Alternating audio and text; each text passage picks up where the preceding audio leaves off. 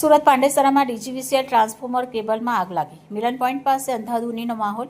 Fire બ્રિગેડે તાત્કાલિક આગ પર કાબૂ મેળવ્યો. ઘટનાની રાત્રે જાનહાનિ ટળી. ટ્રાન્સફોર્મર અને કેબલ ખુલવાનો ભય. મોટી દુર્ઘટના થાય તો જવાબદાર કોણ? રિપોર્ટર ચેતન તરી, બુલેટ 26 ગુજરાત ન્યૂઝ, સુરત.